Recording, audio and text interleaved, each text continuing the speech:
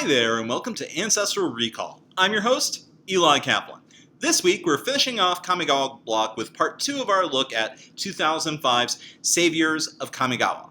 Last week, we looked at the mechanics and cycles. Without further ado, let's get to the rest of the cards. As usual, we'll start off with white, go around the color wheel, and finish up with the artifacts, gold cards, and lands before briefly talking about prices and giving the set the final verdict. And hopefully you'll find something here that's useful for EDH or Cube, or something that just makes you say, oh, that's a cool card. Charge Across the Araba is a strange spell. It may be arcane, allowing splice to happen, so in Kamigawa Limited, Charge is at least a contender. But the fact that with the ability word Sweep, you're picking up a bunch of lands when it resolves, means that you're probably not going to be doing a lot of splicing after you play it. This spell can give your entire army +1/+1, +3/3, +4/4, or more, which does not feel like most white pump spells. That's very unusual. Going above +2/+2, that's a green thing. The designers let this bizarre spell come to be because returning cards to your hand, thus activating wisdom cards, was quite relevant in Saviors of Kamigawa. The idea is that you're guaranteed to have more cards than your opponent when this spell resolves. It's a shame that this tends not to be too fun, and you should have won the game when you played the spell. To the spell's credit, and to Sweep's credit, the land bouncing thing only happens if the spell resolves. So if it's countered, this isn't the end of the world. Last time, I talked about how many cards cared about the size of your hand in this set. Cowed by Wisdom is a perfect example, providing a 1-mana pacifism that can be overcome if your opponent pays mana equivalent to your hand size. This is an utterly unsatisfying aura, since players were used to paying 2 or 3 mana for the effect and not having to worry about tracking how many cards the opponent had or how many cards they had in hand. This is just a lot of bookkeeping for a routine effect.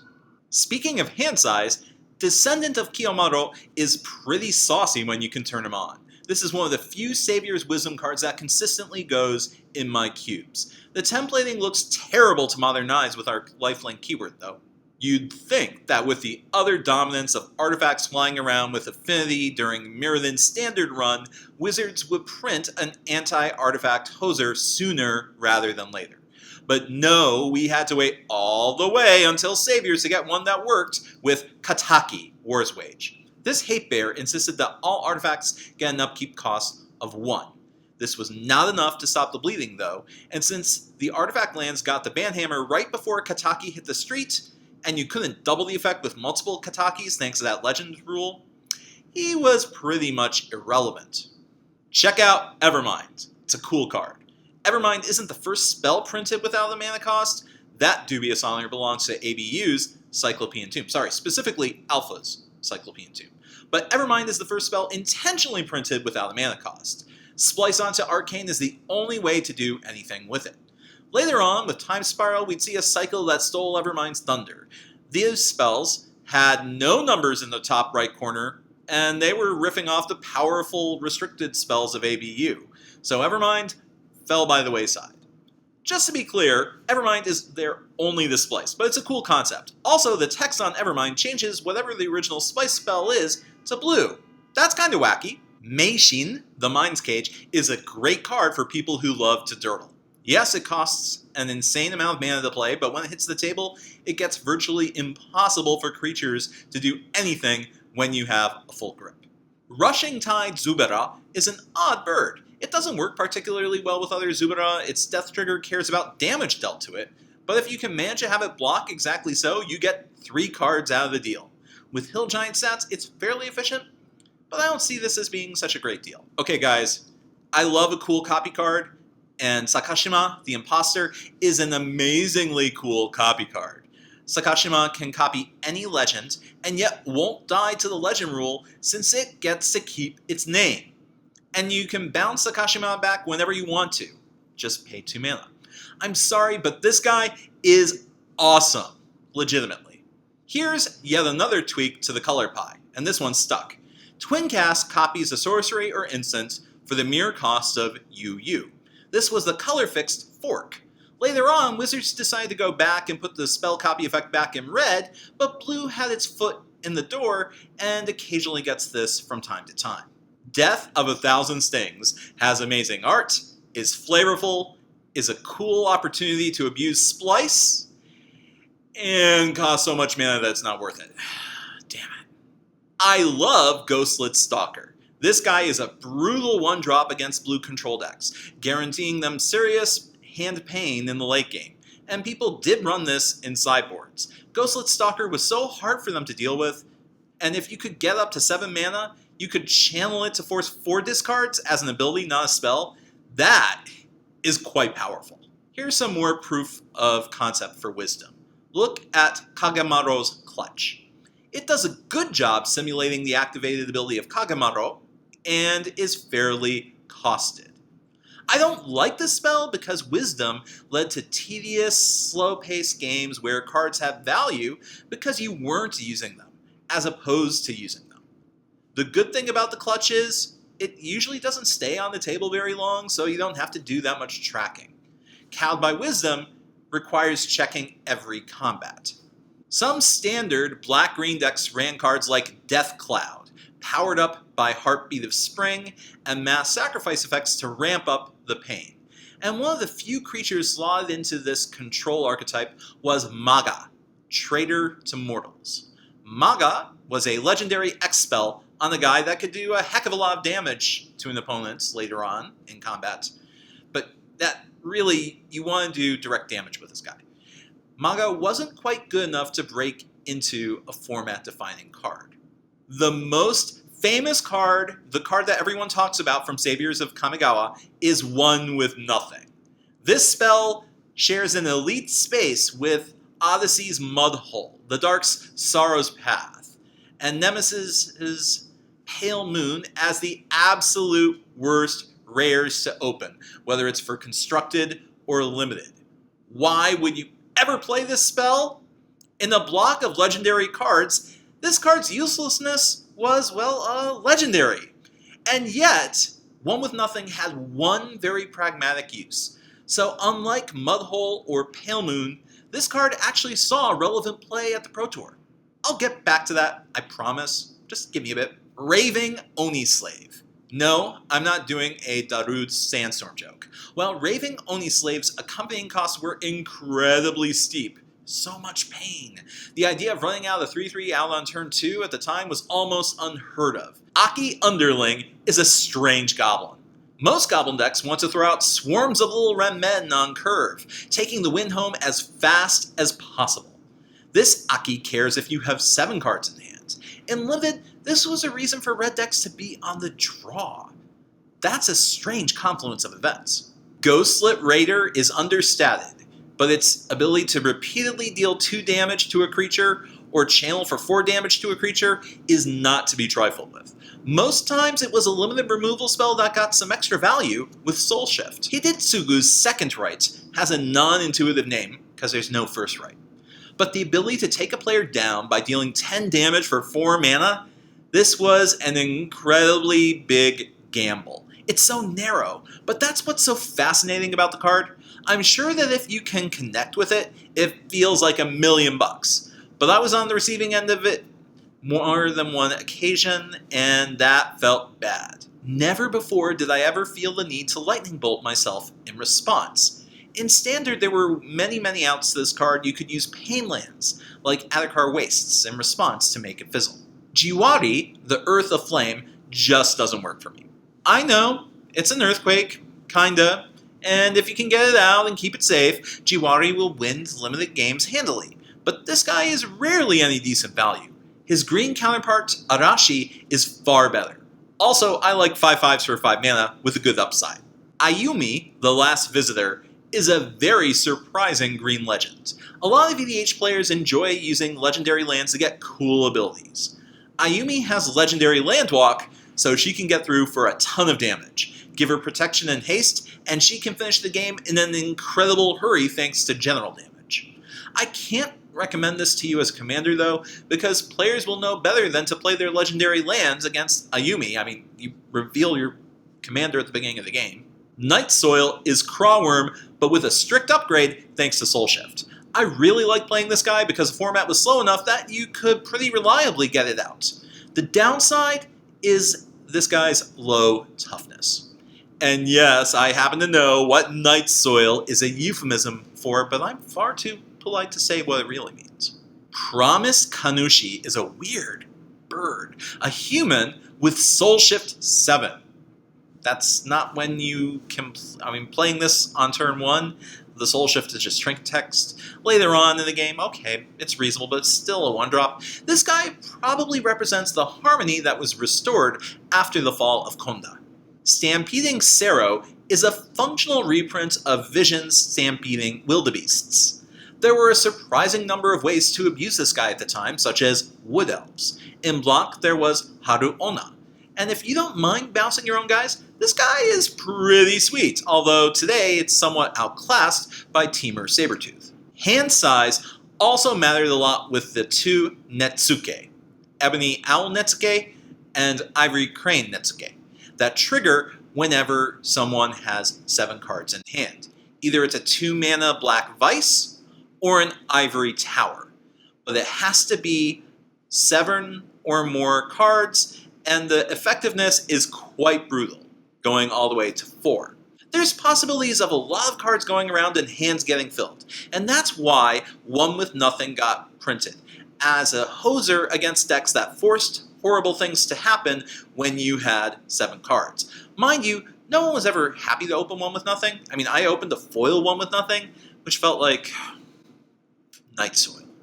If you're curious, a Netsuke is a handcrafted figurine designed to be the Edo-era equivalent of a keychain.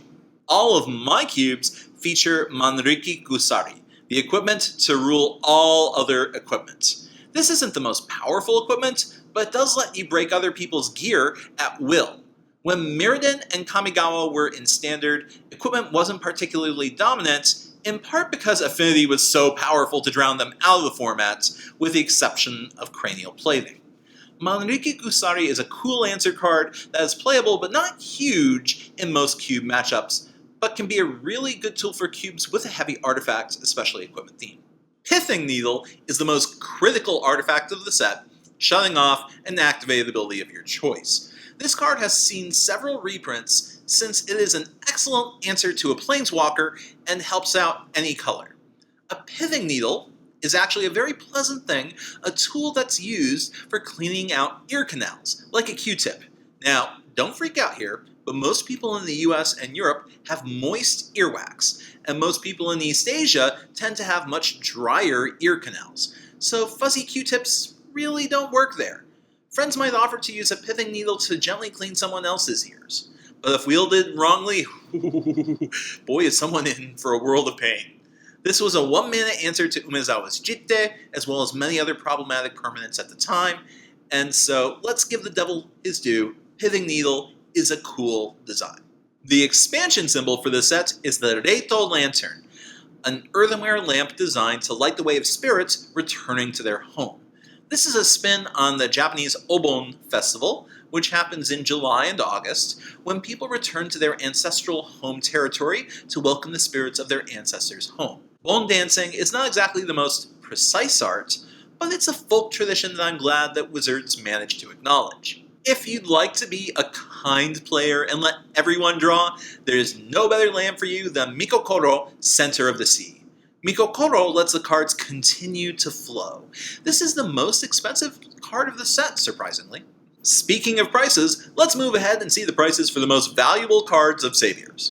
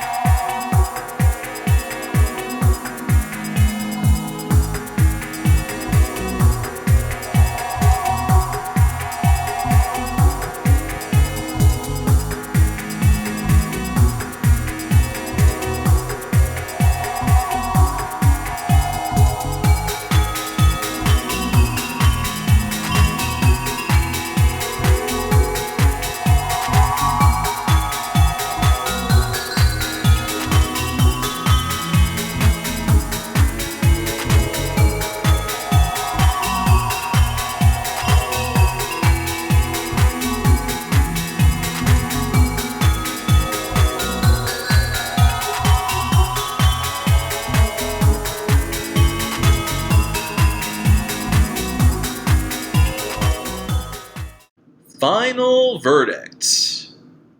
Saviors of Kamigawa was a boon for the health of the extended format for tournament players in 2005. And that's because if you wanted to play fun Magic, you were probably playing extended. That's because Saviors made you not want to play Standard. Standard was stagnant, and Champs Draft became unwieldy and slow. Saviors was a powerful third pack in Kamigawa Draft. You could definitely get cards that help you win games, but it demanded so many concessions to the actual gameplay, counting each and everything, that drafting it was unpopular. My local game store often chose to just sanction Champs Betrayers drafts, because the gameplay was that much better. When I was grinding PTQs in Japan and playing 3 tournaments a week, this is when Saviors of Kamigawa hit the streets and tournament attendance was seriously down. I mean, it was down due to the Scourge of Affinity. Saviors actually kind of made it worse.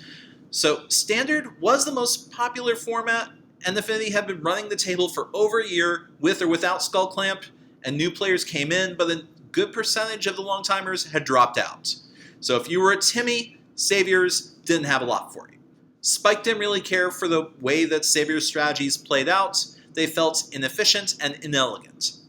Johnny might have had a few interesting toys to play with, but compared to the cool, powerful designs of Mirrodin Block and the dynamic gold cards of Ravnica Block, they weren't nearly as exciting. Did Saviors create any new archetypes? No. Did Saviors have any extremely memorable creatures? No.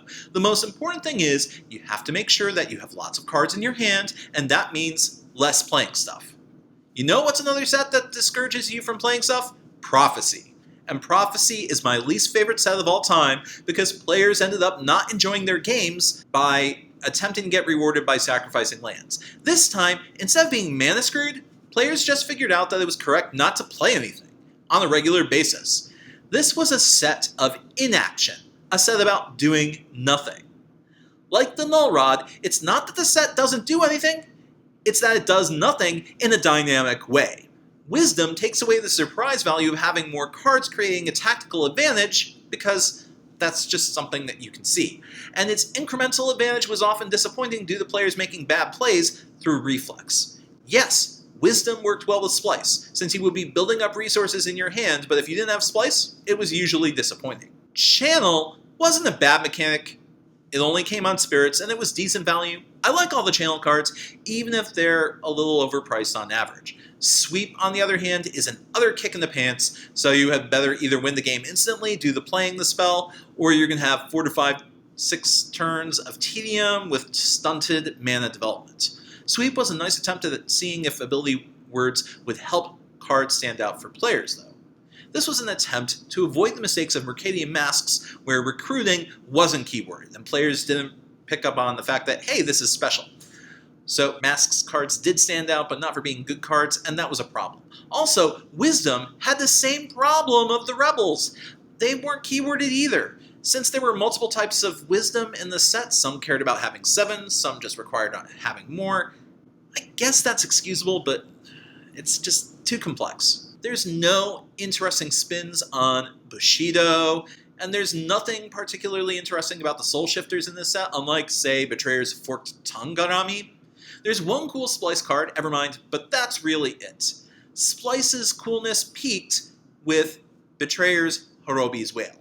There just wasn't enough novelty. No, Wisdom made up all the new design, and audience reaction showed that Wisdom was an unwise addition.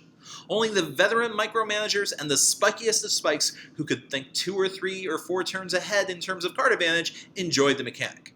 I did for my first few limited tournaments, but my friends just got turned off by it, and I could understand why. I've said before in my reviews that Champions of Kamigawa and Betrayers of Kamigawa were great, yet undervalued sets because they were paired up with powerful, dominating blocks in Standard.